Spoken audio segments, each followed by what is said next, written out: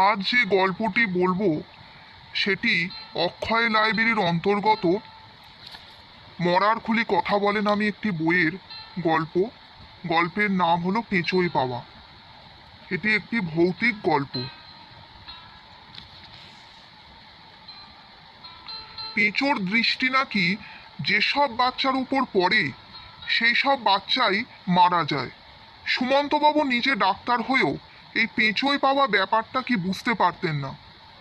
পেঁচো কোনো বিশেষ রোগ কিনা সেই ব্যাপারটা নিয়েও তিনি যথেষ্ট বিশ্লেষণ পর্যবেক্ষণ করেছেন, কিন্তু কিছু জানতে পারেননি।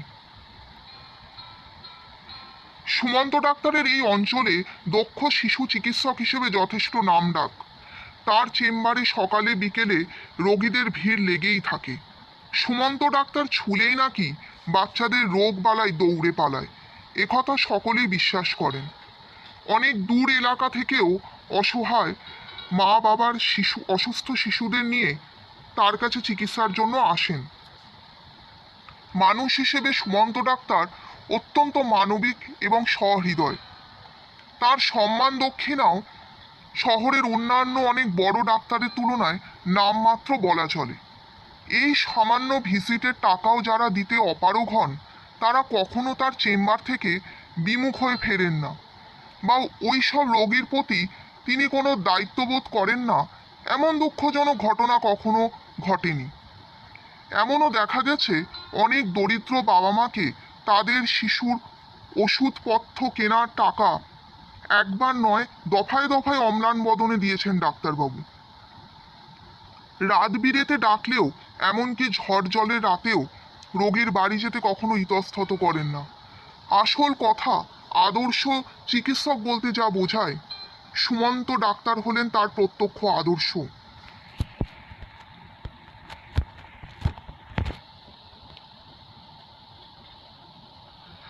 তিনি নিজেই গর্বের সঙ্গে বলেন, ঈশ্বরের পরম করুণা যে ডাক্তার হতে পেরেছি। লোকে এক আপদে বিপদে দুঃখ ক্লেশে ঈশ্বরকে ভরসা করে চলে, আর রোগ শোকে তাদের একমাত্র স্থান ডাক্তার বা চিকিৎসক। কথাই বলে ডাক্তার হলেন দ্বিতীয় বিধাতা। তাহলে আমরা সেই সম্মান নির্ভরতার অমর্যাদা অবহেলা করব কোন সাহসে? সামান্য টাকার জন্য লোকে রোগ চিকিৎসা করাতে পারবে না? যতক্ষণ সাধ্য আছে ততক্ষণ তা দিই, তাতে ক্ষতি কি? মানুষ হিসেবে পরিচয় দেবার তাহলে কি রইল আমার? আমাদেরও বুক ভরা গর্ব এবং মস্ত ভরসা সুমন্ত ডাক্তার। বন্ধু ও পরিচিতি মহলে এমন মানুষটার খোঁজ খবর নেওয়াটাও আমাদের কর্তব্য মনে করি। সেই সুবাদেই চেম্বারে তো নিঃশ্বাস ফেলার সময় থাকে না, তার বাড়িতেই সপ্তাহে একদিন বিকেলের দিকে তার চেম্বারে যাওয়ার আগে ঘণ্টাখানেকের জন্য আমরা দু চার বন্ধু একটু ঢুঁ মারি।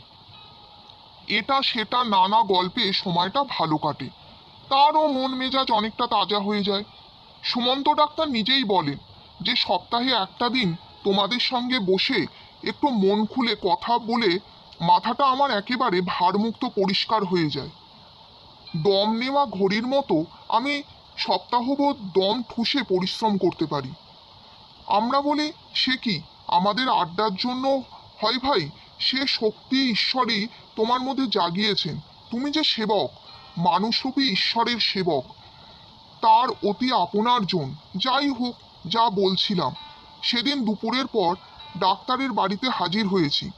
আমাদের দুই বন্ধু মিত্রমশাই এবং সরকার ভাইয়া আসতে পারবে না আগেই জানিয়ে দিয়েছিল।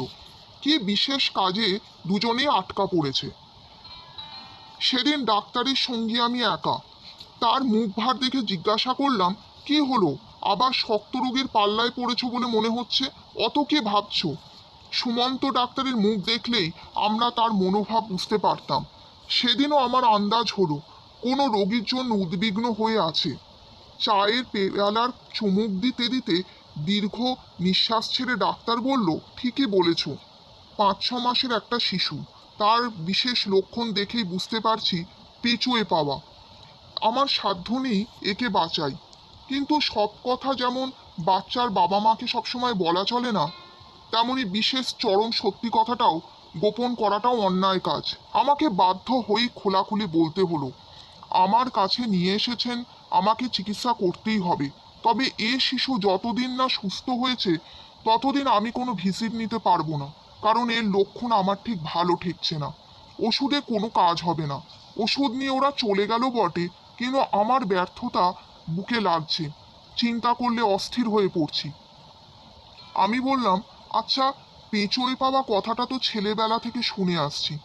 এটা কি রোগ, এটা যে বাচ্চাকে বাঁচানো যায় না? আর তুমি বা পেঁচোয় পাওয়া রোগীটা চিনতে কি করে পারো? মলিন হেসে ডাক্তার বলল, এটা কোনো রোগ নয় হে সুনীল, ও হলো একটা অমোঘ আকর্ষণ। আমিও আগে এই ব্যাপারটা জানতাম না। বছর দুয়েক হলো ব্যাপারটা আমি নিজে চোখে প্রত্যক্ষ করে জেনেছি। পেঁচো যাকে টানবে একমাত্র ঈশ্বর ছাড়া কারো সাধ্য নেই তাকে টেনে রাখে। যারা জানে না অন্ধের মতো চিকিৎসা করে যায়, একটার পর একটা ওষুধ পাল্টে ওষুধের চর্চা করে, আর পকেটের রেশও বাড়ায়। এছাড়া কাজের কাজ কিছু হয় না। আমি বুঝতে পারি কি করে জিজ্ঞেস করছো? এ আমার দীর্ঘ 40 বছরের অভিজ্ঞতা। আজকাল তো এসব রোগী কালভদ্রে চোখে পড়ে। আগে আকচার আসতো, চিকিৎসাও করতাম গারলের মতো। পেঁচোয় পাওয়া ব্যাপারটা নিয়ে আমি অনেক চিন্তা ভাবনা করেছি। প্রাচীন বৈদ্যশাস্ত্র কবিরাজদের লেখা ঘাটাঘাটি কম করিনি, কিন্তু কেউ এর হদিস দিতে পারিনি। এ ব্যাপারে আমি বিশেষভাবে অসুস্থ বাচ্চাদের লক্ষণ পর্যবেক্ষণের উপর জোর দিতাম।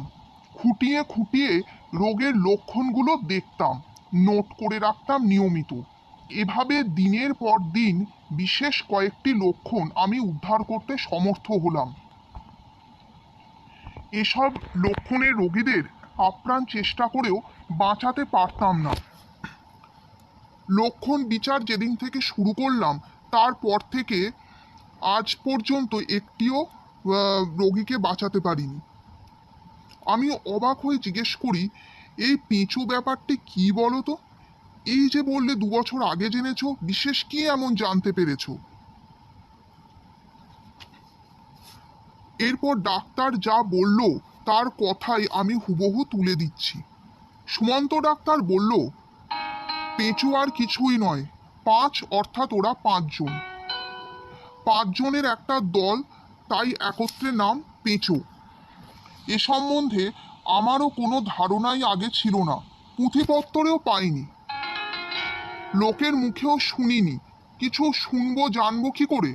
পুঁথিগত বিদ্যার বাইরে আমাদের নিজস্ব জানার কতটুকু? ঈশ্বরের পরম করুণাময়, তিনি দয়া করে আমাকে পেঁচোর পরিচয় জানবার সুযোগ করে দিয়েছিলেন, যদিও তার সঙ্গে আমার ব্যক্তিগত দুঃখ বেদনার অনুভব জড়িয়ে ছিল। ব্যাপারটা খুলেই বলি, শোনো। ঘটনাটা এই বাড়িতেই ঘটেছিল। বড় মেয়ের কোলে প্রথম পুত্র সন্তান এসেছে। আমরা সকলেই আহ্লাদিত। ওরা থাকে কল্যাণীতে। কর্তা গিন্নি মিলে সকলেই আশীর্বাদ করে এসেছি। 3 মাসের মাথায় খবর এলো বাচ্চা ভয়ানক অসুস্থ। স্থানীয় নামকরা বহু বড় বড় ডাক্তার দেখানো হয়েছে, কারো ওষুধে কাজ হচ্ছে না। আমাকে যেতে লিখলো, কিন্তু আমার এখানে রোগীর ঝাঁক ফেলে আমি যাই কি করে? লিখে পাঠালাম, এখানে নিয়ে চলে এসো। মেয়ে এলো, নাতিকে দেখলাম, দেখে আমার বুকের রক্ত হিম হয়ে গেল। এ তো পেঁচোয় পাওয়া রোগী, এর চিকিৎসা আমি কি করব? মেয়েকে বলি বা কোন মুখে? গিন্নিকে বলতে গেলে তো কেঁদে কেটে বুক ভাসাবে। বুঝতে পারছিলাম আজ না হয় কাল আমার মেয়েকেও ছেলের শোকে বুক চাপড়ে কাঁদতে হবে। মনে পড়ল এমনই কত মায়ের চোখের জল আমাকে দেখতে হয়েছে। নিজের চিকিৎসাবিদ্যার ব্যর্থতার গ্লানি সইতে হয়েছে আমাকে। মেয়েকে মিথ্যা সান্ত্বনার জন্যই এক্ষেত্রে বুকে পাষাণ বাঁধতে হলো আমাকে। মেয়েকে বললাম, অত বড় বড় দেশ বিদেশ ঘোরা ডাক্তার যখন কিছু করতে পারলেন না, তখন আমি একজন নগণ্য ডাক্তারের ওষুধে কতটা আর কি হবে? মেয়ের প্রগাঢ় বিশ্বাস আমার উপরে, সে ওসব কিছু শুনবে না। মেয়ে বলল, লোকে বলে তুমি ছুঁয়ে দিলেই বাচ্চাদের অসুখ সেরে যায়। তোমার ওষুধেই আমার খোকা ভালো হয়ে উঠবে বাবা, তুমি ওকে বাঁচিয়ে দাও। আমি মনে মনে ঈশ্বরকে বললাম, আমাকে সহ্য শক্তি দাও হে প্রভু। শেষে এমন পরীক্ষায় ফেললে তুমি আমাকে। আমার ওষুধ চলতে লাগলো। একদিন একদিন করে 3 দিন পার হলো, রোগের কোনো পরিবর্তন নেই। আমার কাছে পরিষ্কার হয়ে গেল ঈশ্বরের ইচ্ছা নেই। গিন্নিকেও মিথ্যা সান্ত্বনা দেওয়ার চেষ্টা করলাম। মেয়ের চোখের ভরসার আলো টিমটিমে হয়ে এলো। অসুস্থ ছেলে কোলে নিয়ে অনবরত চোখের জল ফেলছে আর বলছে, বাবা কেন তোমার ওষুধে কাজ হচ্ছে না? খুদে নাতিটা চোখের সামনে দিনকে দিন শুকিয়ে কঙ্কালসার হয়ে যাচ্ছে। মুখে খাবার ফেললে উগড়ে দিচ্ছে। কোনো রকমে মিছরির জল খাইয়ে 2-1বার মায়ের বুকের দুধ কোনোভাবে খাইয়ে বাঁচিয়ে রাখা হয়েছে। পঞ্চম দিনে কি জানি কেন মনে হলো আজই শেষ দিন। সেদিন 1 ঘন্টা আগেই নিয়ম ভঙ্গ করে 1 ঘন্টা আগে বাড়ি ফিরে এলাম। খাবার রুচি ছিল না। ইজি চেয়ারটা ফেলে মেয়ের সামনে দাঁড়ালাম। মেয়েকে তার ছেলে ঢাকার জন্য পেছনের বারান্দার একটা ঘর ছেড়ে দেওয়া হয়েছিল। সেই ঘরে কাউকে ঢুকতে নিষেধ করা ছিল। কেবল ও যখন চান খাওয়া করতে যেত সেই সময় মা নাতিকে কোলে নিয়ে বসতেন। একমাত্র আমার ওষুধই তখন চলছে। মেয়ে অন্য কোনো ডাক্তারের ওষুধ খাওয়াতে রাজি নয়। রাত তখন আন্দাজ 10টা বেজেছে। সন্ধ্যে থেকে বাচ্চাটা অনবরত ঘ্যান ঘ্যান করছে। রাত 9টার পর থেকে নিঃসারে ছোট্ট বিছানায় পড়ে ঘুমুচ্ছে। আমিও এসে হাত মুখ ধোয়ার পরে নিজে হাতে ঘুমের ওষুধ খাইয়ে এসেছি, কিন্তু কোনো অবস্থাতেই ভরসা পেলাম না। পাবো না জানতাম। বারান্দায় বসে আমি। রাত বাড়ছে। গিন্নি তার ঠাকুরঘরে ধন্না দিয়ে বসে আছেন। সকাল বিকেলে রাতে তার এভাবেই দিন কাটছে। মেয়ে বাড়ি আসার পর থেকে মাঝে মাঝে ঝুঁকে গলা বাড়িয়ে খাটের ওপর চোখ বুলাচ্ছি। মেয়েটা আধো ঘুমে অবস্থায় বাচ্চার পাশে কাত হয়ে পড়ে আছে। রাত তখন আন্দাজ 12টা 12:30 হবে। হঠাৎ অদ্ভুত কচি গলায় একটা কোলাহল কানে এলো। আমিও বোধহয় তন্দার মধ্যে ছিলাম। চমকে সোজা হয়ে বসে শব্দটা আন্দাজ করার চেষ্টা করছি। এই অসময়ে বাচ্চার কোলাহল কোথা থেকে আসবে? তবে কি ভুল শুনলাম আমি? আবার অনেকগুলো কচি বাচ্চা উল্লাসে খলখল শব্দ করে হেসে উঠল একসঙ্গে। এবার আর শুনতে ভুল হলো না। মেয়ের ঘরের ভেতর থেকে শব্দটা আসছে। এই ঘরে এতগুলো বাচ্চা কখন ঢুকলো? এলোই বা কোথা থেকে? কৌতূহলী হয়ে ইজি চেয়ারে বসা অবস্থাতেই সামনের গলা ঝুঁকে বাড়িয়ে ঘরের ভেতরে তাকালাম। তাকিয়ে আর চোখ ফেরাতে পারি না। ভয়ে বিস্ময়ে এক অদ্ভুত অনুভূতি। কি ঠিক দেখছি কিনা ভেবে দুহাতে চোখ রগড়ে নিলাম। আমি তখন শটান উঠে দাঁড়িয়েছি। দরজার একটু আড়াল থেকে অন্ধকারে পেছনে সরে এসে বিস্ফারিত হয়ে তাকিয়ে আছি আমি। দমকে দমকে খলখল হাসির শব্দ উঠছে। কারা হাসছে তাও স্পষ্ট দেখতে পাচ্ছি আমি। বিমূঢ় হয়ে ভাবছি, এতই ঘুমে বেহুশ হয়ে গেল মেয়েটা যে দফায় দফায় উল্লাসের এমন চড়া শব্দেও তার ঘুম ভাঙছে না। আমি কি দেখলাম শুনবে? আমার প্রত্যক্ষ অভিজ্ঞতার কথা অবিশ্বাস তোমরা করবে না জানি, কিন্তু আমি জোর দিয়ে বলতে পারি এমন ঘটনার কথা কেউ কখনো জীবনে কল্পনাও করতে পারিনি। আমি দেখলাম বড় জোর 2-2.5 বছর হবে 5টা বাচ্চা আমার নাতিরই বিছানা ঘিরে খাটের ওপরে ধেই ধেই করে নাচছে আর অনবরত হাসছে। আর খাটের নিচে সারা ঘর জুড়ে ওই রকম কাছাকাছি বয়সেরই এক রাশ বাচ্চা আনন্দে হেসে উঠছে। হাসতে হাসতে অস্ফুট স্বরে কি যে বলছে বুঝতে পারছি না। আমার মেয়ে খাটে শুয়ে তার গায়ের উপর দিয়ে নেচে নেচে বাচ্চাগুলো ঘুরছে। তার কোনো বোধবোধা নেই। আমি স্তব্ধ। এই অভাবিত অদ্ভুত দৃশ্য দেখছি। কোনো একটা শিশুই রুগ্ন বা দুর্বল নয়, হৃষ্টপুষ্ট সুন্দর লাবণ্যময় সুন্দর চেহারা, তবে গায়ের রঙের অনেকটা পার্থক্য রয়েছে। হঠাৎ দেখি খাটের উপরে শিশুগুলি আর নেই, আর নিচের শিশুগুলো উল্লাসে হল্লা করতে করতে দল বেঁধে একসাথে দরজামুখ হয়ে দৌড় দিল। কিন্তু বাইরে বারান্দায় তাদের একজনকেও চোখে পড়ল না। সবাই যেন নিমেষে হাওয়ায় মিলিয়ে গেল। ঠিক সেই মুহূর্তেই খাটের ওপরে আমার একমাত্র সাধের নাতি তার রোগ শয্যায় চিৎকার করে কেঁদে উঠল, পরিত্রাহী চিৎকার। আমার মেয়ে ধর্মর করে উঠে বসে দুহাত বাড়িয়ে বুকে তুলে নিল ছেলেকে। সেই চিৎকার শুনে গিন্নি, কি হলো রে, কি হলো রে, এমন চিৎকার কেন করছে বলতে বলতে ভেতর থেকে শটান এসে ঘরে ঢুকলেন মেয়ের। মিনিট খানেকের মধ্যেই সেই নবাগত আদরের অতিথির কান্না স্তব্ধ হয়ে গেল চিরতরে। ঘরের ভেতরে মা মেয়ে একসাথে বুক টানা আর্তনাদ করে উঠল।